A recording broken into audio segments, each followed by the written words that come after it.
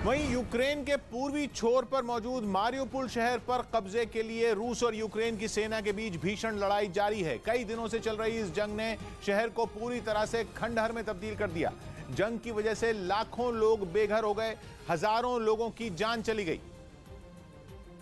लेकिन इसके बाद भी रूसी सेना और यूक्रेन की फौज के बीच शहर को जीतने की लड़ाई जारी है। मारियोपोल में चल रही इस जंग का एक वीडियो भी रूस की तरफ से जारी किया गया, जिसमें पुतिन की सेना के जवान अपने दुश्मनों पर रॉकेट दागते दिखाई दिए।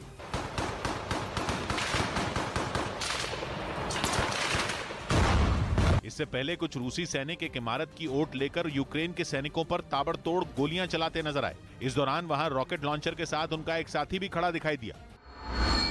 रूस ने पलटवार करते हुए विदेशी सोशल मीडिया कंपनियों फेसबुक, ट्विटर और इंस्टाग्राम पर कड़ा पहरा लगा दिया। रूस का आरोप है कि यूक्रेन युद्ध के बाद पश्चिमी देशों की ये कंपनियां उसके खिलाफ फर्जी खबरें दिखाने में जुटी हुई हैं। और अब इसी का करारा जवाब दिया पुतिन सरकार ने। उसने फेसबुक और दूसरे सोशल मीडिया प्लेटफॉर्म पर पूरी तरह बैन लगा दिया। साथ ही आने वाले दिनों में वहां यूट्यूब पर भी इसी तरह की पाबंदी लग सकती है। इतना ही नहीं, रूस की सरकार ने लोगों से अपने देश के सोशल मीडिया प्लेटफॉर्म का ज्यादा से ज्यादा इस्तेमाल करने की अपील की। इसमें रूस का वीडियो प्लेटफॉर्म रूट्यूब भी शामिल है, जिसमें लोग यूट्यूब की तरह फिल्म, गाने, कार्टून और लाइव वीडियो देख सकते हैं। यूट्यूब या फेसबुक पर रूस में कभी कोई पाबंदी नहीं थी, लेकिन यूक्रेन के युद्ध ने परिस्थितियों को एकदम से बदल दिया है। मैं इस वक्त जहां खड़ा हूं, जंग सिर्फ यहीं नहीं लड़ी जा रही है, बल्कि एक जंग सोशल मीडिया पर भी बखूबी लड़ी जा रही है। क्योंकि सोशल मीडिया पर आई एक जानकारी पूरे युद्ध का नजरिया बदलने में काफी है। यही बात अब रूस भी अच्छी तरीके से समझ रहा है। क्योंकि 2 दिन पहले यूट्यूब ने रूस की संसद के टीवी चैनल पर भी रोक लगा दी थी। इसके बाद पुतिन सरकार हरकत में आ गई। खबर है कि अब वहां यूट्यूब पर 10 साल तक बैन लगाने की तैयारी कर ली गई है। असल में रूस एक दिन में आग बबूला नहीं हुआ। वो पहले ही पश्चिमी देशों के आर्थिक प्रतिबंधों से नाराज है। साथ ही रूस इस बात से भी खफा है कि यूट्यूब ने विज्ञापनों से होने वाली कमाई का पैसा रूस के मीडिया संस्थानों को देने से मना कर दिया। यही नहीं, पुतिन सरकार का आरोप है कि जंग के दौरान विदेशी सोशल मीडिया कंपनियों ने पश्चिमी देशों के ही प्रोपेगेंडा को आगे बढ़ाया। लेकिन रूस ने अब इन्हीं फैसलों पर पलटवार करने की ठानी और विदेशी सोशल मीडिया कंपनियों पर अपना हथौड़ा चला दिया। और इसका असर यह हुआ कि अब रूस के अपने सोशल मीडिया प्लेटफॉर्म पर अकाउंट बनाने की संख्या में काफी उछाल आया। पिछले 40 दिनों में ही रूट्यूब इस्तेमाल करने वालों की संख्या 2000% बढ़ गई।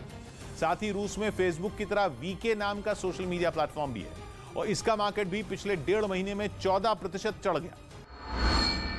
और शहर के बाकी हिस्सों को जीतने के लिए उसके सैनिक लगातार यूक्रेन की सेना पर पूरी ताकत के साथ हमला कर रहे हैं। सिर्फ मारियोपोल ही नहीं, बल्कि खार्किव में भी रूस ने यूक्रेन की सेना पर जोरदार प्रहार किया, जिसका एक वीडियो भी उनकी तरफ से जारी किया गया, जिसमें रूसी सैनिक यूक्रेन की सेना पर तोप से गोले दागते नजर आए। इससे पहले रूस का एक सैनिक तोप में गोला डालता दिखा। इस दौरान वहां कुछ और सैनिक भी दिखे जो उस तोप से थोड़ी दूरी पर बैठे थे। इसके बाद एक सैनिक का इशारा मिलते ही तोप से हमला कर दिया गया। यही नहीं, वीडियो के दूसरे हिस्से में रूसी सेना के कई टैंक दनादन गोले बरसाते हुए तेजी से आगे बढ़ते दिखे।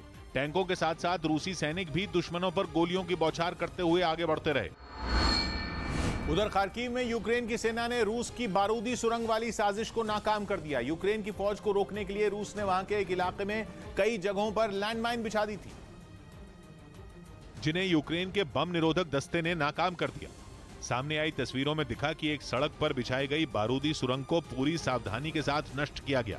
इस दौरान वहां तेज धमाका हुआ। इस कार्रवाई को अंजाम देने से पहले उस इलाके की घेराबंदी की गई, क्योंकि रूसी सैनिकों ने वहां 1-2 नहीं बल्कि कई लैंडमाइन बिछाई थी।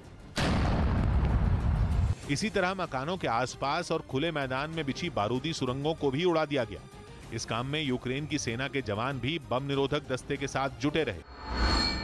इस बीच अब रूस के सबसे ताकतवर जंगी हेलीकॉप्टर यूक्रेन के शिकार बनने शुरू हो गए। हालांकि यह पता नहीं चल पाया कि ये ताजा हमले किस इलाके में किए गए, लेकिन इस वीडियो में जोरदार धमाका होता दिखाई दिया और हवा में उठते धुएं के बीच हेलीकॉप्टर का मलबा जमीन पर गिरता नजर आया।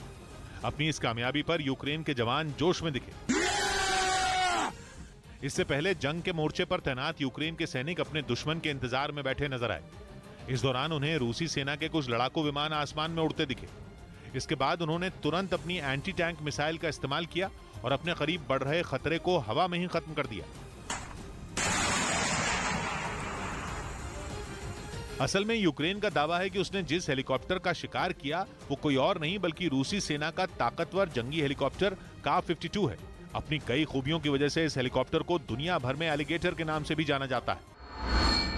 उधर यूक्रेन के डोनेस्क प्रांत में रूस की सेना पर फिर ताबड़तोड़ हमले किए गए।